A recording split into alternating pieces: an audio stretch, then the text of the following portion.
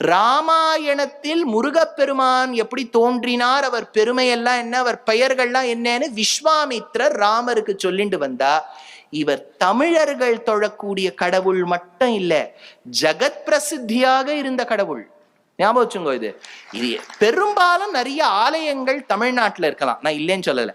நிறைய ஆலயங்கள் இன்னைக்கும் நீங்க கர்நாடகா போனீங்கன்னா குக்கி சுப்பிரமணியா, காட்டி சுப்பிரமணியான்னு க்ஷேத்திரங்கள் இருக்கு. ஹிமாச்சல் பிரதேஷ்ல முருகப்பெருமானுக்கு ஒரு கோவில் உண்டு.